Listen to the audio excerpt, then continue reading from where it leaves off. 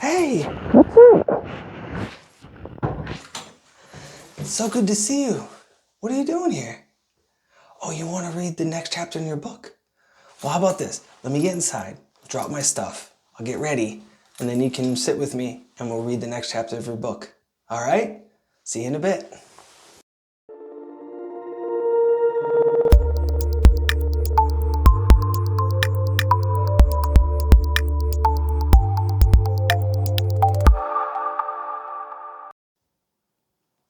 Boom.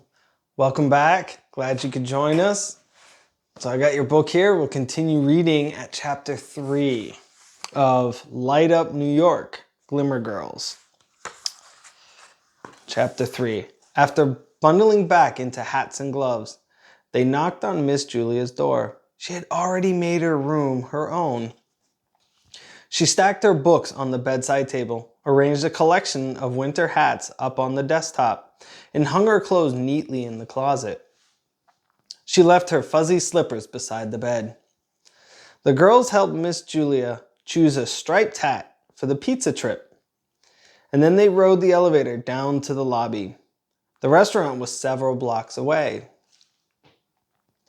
but not too far to walk. At each crosswalk, the flood of cars passed. Taxis swooped around cars that weren't moving fast enough, or so the taxi drivers thought. The screech of tires and honking of horns filled the air. Even before the crosswalk light changed, people poured out into the street. Mia feared for their lives. But fortunately, most cars yielded to pedestrians. The city was alive with people on bikes, in cars, on buses, and walking.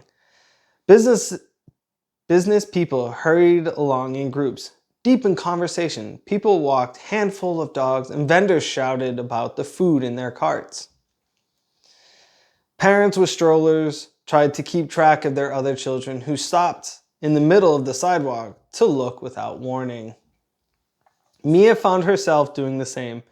Everywhere she looked, the city was a jumble of interesting sights. Scaffolding surrounded construction projects. Trees filled postcard-sized parks. After a few blocks, Miss Julia circled around to walk behind the girls and make sure none of them got left behind. How many people live in the city anyway? Mia asked Miss Julia. 8.46 million, Miss Julia answered after consulting her phone. And what's that super tall building over there? Maddie asked, pointing out to a building that rose above all the rest with a tall spike on top. That's the Empire State Building, Miss Julia said. It's one of the tallest buildings in New York, but One World Trade Center is taller. I'm sure we'll see that one too while we're here. Mia's nose had turned red and her glasses had fogged up by the time Dad pulled open the door to the restaurant. Warm air billowed out, filled with the smell of oregano and tomato sauce. They piled inside, and a waiter led them up a spiral staircase to the second floor, where an empty table waited for them. He passed around menus. Remember to save room for the cannoli. New York pizza, Dad breathed, eyeing the menu. It is different from other pizza. Maddie wanted to know. Usually New York pizza crust is thin and crispy, Dad said, and they make it in a brick pizza oven. I think we should get one pepperoni and one tomato basil. Sounds good to me, Mom rang out, and she checked the screen. Excuse me a moment. Mia tried to listen without Mom noticing. She wasn't supposed to eavesdrop, but detectives needed great listening skills. Ever since she and her sisters had started solving mysteries, she became more and more curious. For instance, she liked to guess what was happening on the other side of phone conversations. Based on the hints she could hear, except right now, Mia couldn't hear a thing. Lulu drowned everything out, describing a new episode in a fairy story she had been writing all year. This time, the telling included sound effects. Shh, Lulu, Mia scolded. Lulu stuck out her tongue, but was quite long enough for Mia to hear Mom for a moment. We're so grateful for the opportunity, Mom was saying. May I think it over and get back to you tomorrow morning? Think what over? Mia's mind filled with possibilities. She kept listening, hoping to pick up more hints, since Lulu had cued into Mom's conversation now as well. At least Mia could finally hear. They all waited while Mom said goodbye. When she had put her phone away, Dad raised a questioning eyebrow. Opportunity? I'll tell you about it later, Mom said. What it is, what is it, what is it? Lulu clasped her hands and gave Mom her sweetest tell me look. Later, Mom wore her most serious I meant it look. Are we ready to order? The waiter asked, arriving at the table again with pad and pen in hand. Mia was grateful for his excellent timing. Lulu pouted, but didn't push further. She launched back into her telling of the fairy story, and Mia tried to pretend it didn't bother her that no one could get a word in edgewise. Mia kept a close watch on Mom, wondering about the mysterious opportunity. If it had been an opportunity for her or Dad, she'd have just told him. That meant the opportunity might be for the girls. Mia decided to put on her best behavior all through dinner, just in case that would make a difference. If there was an opportunity, she didn't want to ruin it by snipping at Lulu.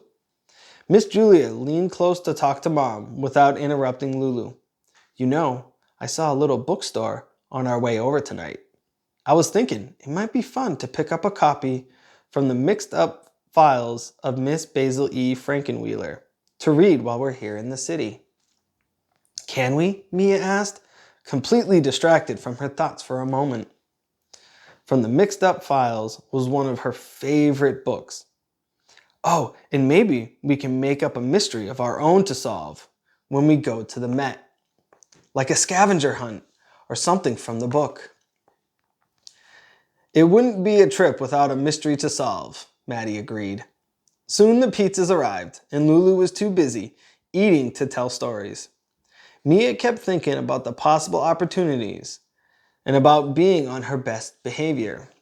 She didn't even snap at Lulu when her little sister snatched the last piece of pepperoni pizza before anyone else could get it. Dad seemed to notice and gave Mia first choice of cannoli.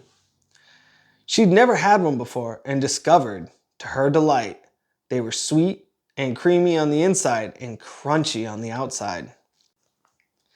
Maddie decided her favorite part was the cherries on each end. Of course, Lulu liked the tiny chocolate chips the best. Ready to walk back? Dad asked after the bill was paid. Lulu hopped out of her seat. Can we watch television in bed? We'll see, Mom said, and led the way down the stairs toward the street. It's the end of chapter 3.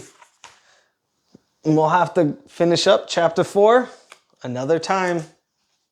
Thanks for joining in. What is up, guys? Thank you for staying, listening to chapter 3. I really enjoy doing these videos, especially right now during this COVID-19.